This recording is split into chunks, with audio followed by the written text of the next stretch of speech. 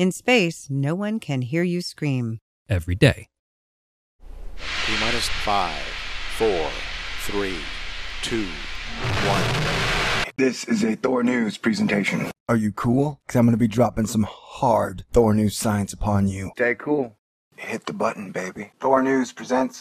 Alright. Wait, what? What am I talking about? Say hello to the hottest exoplanet ever seen. There are stars out there that aren't this scorching. And you know, I'm going to be saying, can I see a photograph sometime soon? But not right now. I'm talking about a planet that is hotter than most stars. And you might be saying to yourself, Thor, how is this possible? This seems to defy and go against everything I know about the definitions and the physics of planets and stars. And I know, man. You know, it's like, I know that I'm like Jon Snow, and I know nothing. Right? I only think I know stuff if I'm comparing myself to other human beings, you know? All right. And usually, the only time anybody's trying to come off like they know everything, it's either for money, power, or ego. Like, I have this theory. Like, if you go back and you watch all the really old science, NASA, European Space Agency videos, up until the Hubble, they were like, man, we don't know anything. You know, we're just out here trying to figure out our universe and how to get along with it. Peace, harmony, and balance. And then they got the Hubble, and they were like, man, we know everything. We know how old stars are. We know when the universe was created. We know how Earth was created. We know how all the planets and stars were created. We know everything. So I guess it's that tricky balance of like, I don't know, if you're going to give somebody $100 billion, they better be competent. I don't know, man. Life is strange. And there's a good chance this video is going to be way more romantic and way sillier than you desire. One of the main points of Thor News is, I think the accretion disk theory is just that, a theory. And not only is it just a theory, it's a bullshit theory. Like, it is funny. It's such a crazy theory that's funny. And when I tell this to people, they look at me like I'm crazy or an idiot. I'm like, okay, dude. One of my best friends in the universe, who's an editor in Los Angeles now. What up, Cox Solo, if you're listening, but I know you're not. Anyway, I was like, yeah, dude, I was trying to tell him about Sunbaby. He's like, no, that's impossible. So it's just weird to me to think that, I don't know, to me, stars give birth to planets, and it may be the planets give birth to stars, and vice versa. Stars give birth to stars, planets give birth to planets. You know, giant stars, when they get to neutron star phase or pulsar phase, at some point they may cool off and become like Earth-like planets. We don't know. We don't know much, man. And so the universe's ability to create, I think, is far greater than our ability to imagine at this point. Or at least y'all's ability to imagine. Just kidding. Asterisks. Yeah, so like the accretion disk model, which is like a giant cloud of gas, a giant cloud of dust, gets so heavy that it collapses and then creates a star in a solar system filled with gas giants, comets, rocky planets, Earth-like planets, and on those Earth-like planets, the collapsing dust and gas is so somehow smart, it then creates oceans and plants and grass, flowers, horses and dogs and cats and jaguars and giraffes and men and women and Corvettes and skyscrapers, ice cream and butter and cheese. That's crazy, man. But then I'm one of those weird guys who believes in both God and science. Put an asterisk behind that science, though, because that is a real weird... Science is pretty nebulous. To me, science has become a lot like religion. And to me, religion is man projecting his image onto God. You know, as a North Jedi Christian, the fact that so many of my fellow Christians are like, yeah, I read the Holy Bible. I know exactly what God thinks. I know exactly what God wants. I know God's mind. Because I read the Bible. Let me tell you something, man. You can read a book, the greatest book of all time, on how to play guitar. And you will never, ever know everything there is to know about playing guitar. And that's why it's always weird to me that people think that just because they read the Bible, they understand the mind of God. And they don't. Science the same way. Just because you got fucking Hubble. Just because you got a Hubble doesn't mean you understand the universe. You know what I'm saying? Sidebar. Did you know that 95% of science is paid and funded by governments and corporations? Scientists discover a scorched planet with a comet-like tail. And I'm going to read the article. Hey, new scientist. The hottest planet yet is twice Jupiter's size and hot as a star. Man, and one of my favorite things that I'm interested in is the the main stellar sequence. You know, the birth, life, and quote-unquote death of stars. Which one do we want to read? NPR? Nah, let's go to Ohio State. All right? Speaking of Jon Snow and Ygritte, it's weird. You could say that like a normal star is like Jon Snow before he's been stabbed. And when he gets stabbed, it's like the supernova point. And then he becomes like a neutron star. And of course, the weed eating has begun. It's weird though. Weed eater is more like a weed chopper. I mean, they don't call it a guillotine a neck eater. All right. I'm going to have to take a pause till weed eater goes. All right. Third time is a charm. A planet hotter than most stars. Newly found world has a year, in quotation marks, only 1.5 days long, and may even have a tail like a comet. Looks like a Sunbaby to me. Definitely looks like a Sunbaby. And then maybe like it expands as it cools off. You never know, you know? All right, let us get to the meat. All right, let's go face first into the moist meat of this matter. Austin. All right. Austin's a great place. All right, I got a little sidebar story to tell. I was born in Illinois, and so Chicago was my first favorite city. Then I moved to Austin when I was 28. Stayed there for about 5 years. And that was my favorite city. And then something happened to it, and I didn't have a favorite city. But now, Houston, Texas is my favorite city. It may be hard for you to believe, but man, I love this city. It's got everything you could need. And this city is so good to me. You know, I just throw that in there. Because it said Austin, because I still love Austin. And I'm back, and we're better than ever. We're at the Ohio State University website, talking about how they found a planet hotter than most stars. And hotness can either burn you, make you sweat, or make you feel real good. Like all fuzzy, tingly all over. Like you were in kindergarten again, seeing a pretty girl for the first time going, oh my God, why am I feeling like this? This is crazy. A newly found world has a year, only 1.5 days long. And it may even have a tail, like a comet. I love me a good tail. I'm a tail man, baby. You know, technically though, I'm an eye man. Like nothing makes me swoon more than an amazing pair of eyes. But you can't grab on to the eyeballs. I mean, you can, but it's not going to be conducive to a romantic mood. It's more for like kung fu films. Oh man, I hope I don't get in trouble with this one. What the hell? Austin, a newly discovered Jupiter-like world, is so hot that it's stretching the definition of the word planet. Well, it's a pretty malleable word, man. I mean, in my own Thor News science mind, I basically defined a planet. To me, the aurora is the crown of the planet. If you don't have an aurora, you're not a planet. Yeah. With a dayside temperature at 4,600 Kelvin, which is more than 7,800 degrees Fahrenheit, planet KELT-9b is hotter than most stars. And only 1,200 Kelvin, which is about 2,000 degrees Fahrenheit, cooler than our own sun. All right. Interesting thing here is that planet has my initials in it. My initials are TEL. True story. So it's like, so that's cool. I guess this video has a lot of throwaways. In this week's issue of the journal Nature, and at a presentation at the American Astronomical Society spring meeting, an international research team led by astronomers at the Ohio State University and Vanderbilt University describes a planet with some very unusual features.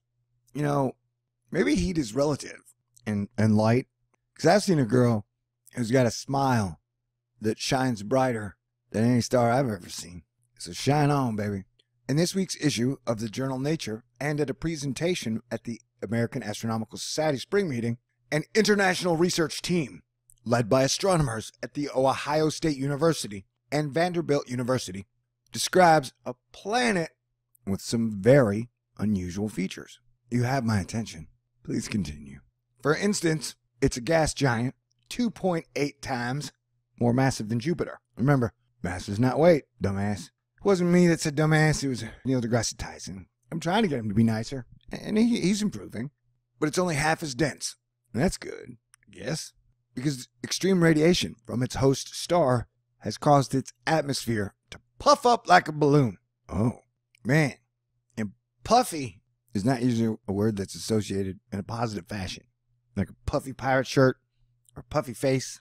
But we all have to admit, if you've ever worn dancing shoes, and I just mean shoes that are dancing, then you probably shake your booty a little to Puff Daddy back in the day, or even yesterday, because he did have some bubblegum songs that were fun to chew on.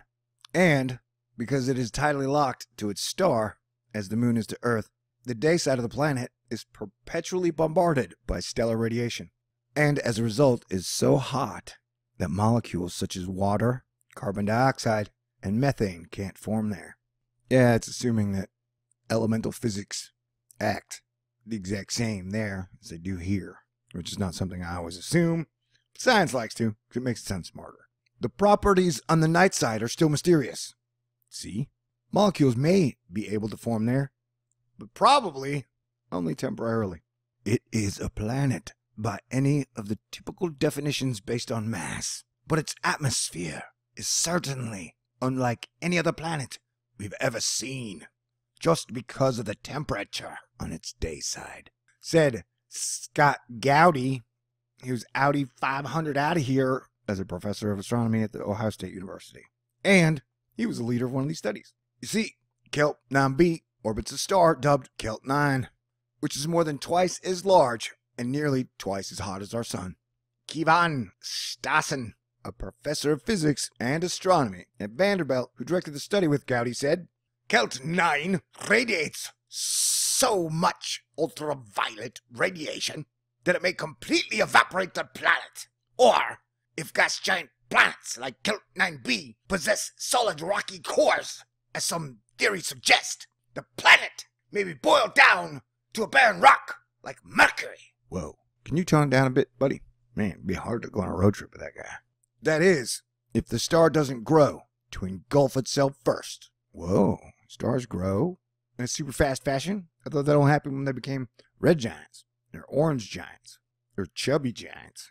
KELT-9 will swell to become a red giant star in about 1 billion years. Well, isn't that swell? Said Stassen. The long-term prospects for life, or real estate for that matter, on KELT-9b are not looking good. I don't know why, but that sentence made me think that they have star chambers and they've just not been telling us about them. Imagine that. Portal jumping for peace, bitches. Given that its atmosphere is constantly blasted with high levels of ultraviolet radiation, the planet may even be shedding a tail of evaporated planetary material like Comet, Gowdy added. While Gowdy and Stassen spend a lot of time developing missions designed to find habitable planets in other solar systems, the scientists said there's a good reason to study worlds that are unlivable in the extreme. Man, at times it feels like Earth continues on this hockey stick divide and conquer path. Earth is going to be a place that is emotionally unlivable, So we need to turn this ship around. It's like everybody's allergic to having fun nowadays or something. What's your people's problem? Why doesn't anybody want to get along? Oh. As has been highlighted by the recent discoveries from the Me-Earth collaboration, weird, the planet around Proxima Centauri, and the astonishing system discovered around TRAPPIST-1, the astronomical community is clearly focused on finding Earth-like planets around small, cooler stars like our sun. Sunbaby. Sunbaby. Sunbaby. Yeah, girl, why don't you put on your dancing shoes, your cutest sundress, and let's talk all night about the Sunbaby till the sun comes up. How's that sound?